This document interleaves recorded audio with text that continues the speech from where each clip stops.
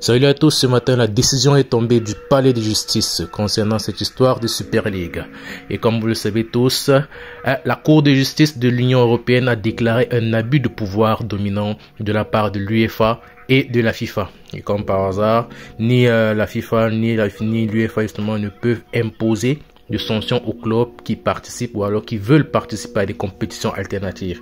Donc que ce soit Ceferin, le président de la FIFA ou bien le président de l'UEFA, ils ne peuvent pas sanctionner les équipes qui désirent accéder ou alors participer à d'autres compétitions comme la Super League. Et pour résumer justement tout ce qui s'est passé dans cette cour de justice, on peut voir là que l'UEFA n'a pas de contrôle, ça c'est en gros quoi, l'UEFA n'a pas de contrôle exclusif justement sur le football.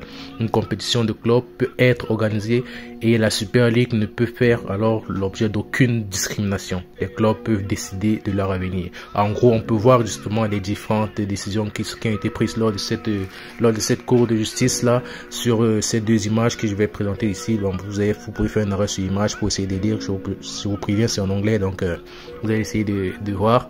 Voici une autre image, donc tout le résumé se trouve dans ces deux images là. Et la Super League annonce alors, ça ce sera une grande première dans le foot, la Super League annonce qu'elle diffusera tous les matchs gratuitement. Donc je suppose que les droits d'auteur, il n'y en aura plus. Donc tous les matchs seront diffusés gratuitement. À savoir ici que la Super League, elle n'est pas encore sur pied, donc ça sera à voir, mais lorsqu'elle verra le jour, et si elle verra le jour, bah les matchs seront diffusés gratuitement. Et Florentino Pérez, je ne sais pas si vous vous rappelez d'une de ses déclarations qu'il a eu en novembre, il a dit: le football traverse une crise institutionnelle sans précédent. La situation est très grave. Soit nous réagissons maintenant, soit le football ne survivra pas.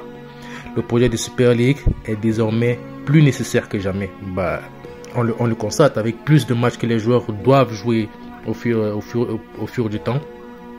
Les nouvelles compétitions, plus de matchs, plus de compétitions et les joueurs qui se blessent de plus en plus également, bah ça devient très compliqué. Il faut savoir que ce sont des êtres humains qui jouent au foot, ce ne sont pas des robots. Donc à voir maintenant ce qui va se passer dans l'avenir.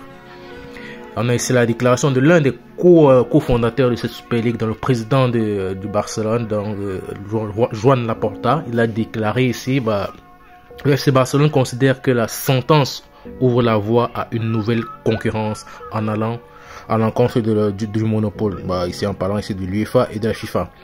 La pérennité du football européen passe par la création aussi de la Super League. Donc on savait tous qu'il est pour la Super League. Et sans tarder, l'UEFA est sorti du silence. Et on peut voir là la déclaration de l'UEFA qui dit: cette décision ne signifie pas une approbation ou une validation de la soi-disant Super League. Je suppose que jusqu'à présent, la pilule n'est pas encore passée et ils sont toujours contre la Super League, ce qui est compréhensif. Donc, ils ont peur d'être évincés par une nouvelle compétition. Mais plutôt en évidence les déficits préexistants dans le cadre d'autorisation préalable de l'UEFA. Un aspect technique qui a déjà été reconnu et résolu en juin 2022. Sauf que ici, les joueurs ont beaucoup plus de matchs à jouer et ce qui entraîne beaucoup plus de blessures.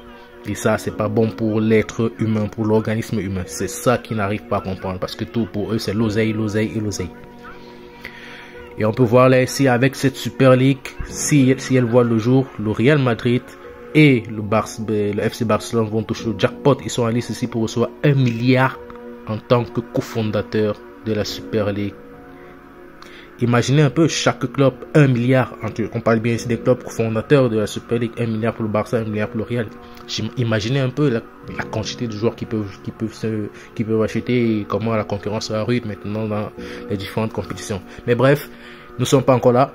On verra comment ça va se passer et tout le monde donnera son avis. Et ici, on aura ici le nouveau format de la Super League. Je suppose que ça a été déjà énoncé depuis un bon bout de temps, mais ici c'est juste un petit rappel. Ici, le concours sera ouvert. Toutes les équipes pourront y participer, mais sauf qu'elles doivent le mériter. Donc, c'est pas n'importe qui. On va pas prendre les équipes nationales ou bien des régionales pour venir participer à la Super League. Donc, elles doivent mériter leur place. Plusieurs divisions. On peut avoir 60 à 80 clubs qui peuvent participer à cette compétition. Moins de matchs pour protéger les joueurs, et ça c'est très important parce que il ne suffit que de voir le Real avec l'hécatombe de blessures. Barça, même chose, et plus d'autres clubs comme je sais pas le PSG ou bien Manchester City et d'autres. Les revenus massifs pour tous les participants et une diffusion gratuite comme je l'ai dit tantôt. Donc, comme vous le savez tous, comme je l'ai dit tantôt, mettez vos avis en commentaire et dites-moi d'après vous, est-ce que la Super League pourrait être une très belle alternative par rapport à la FIFA et l'UEFA, surtout compte tenu des matchs à venir qui ne font que s'enchaîner pour les joueurs et qui n'auront pas le temps de se reposer. D'après vous, est-ce que c'est une très bonne idée? Est-ce que c'est une mauvaise idée? J'attends vos réactions en commentaire. D'ici là, il y a déjà des grandes équipes qui refusent d'accéder à cette Super League comme l'Atlético de Madrid, Villarreal, Levante. C'est en Espagne pour les clubs, les autres clubs, je sais pas encore, pour les clubs que ce soit anglais, français, je sais pas encore. Mais en Espagne, Villarreal, Valladolid, je pense aussi, Levante, un peu Atlético de Madrid également. Il y a des clubs comme ça qui ont refusé carrément de participer à cette Super League. Mais pour l'instant, nous ne sommes pas encore là. On va voir ce qui va se passer dans l'avenir. Sinon, toi, j'espère que tu vas bien. Abonne-toi et partage. Ciao.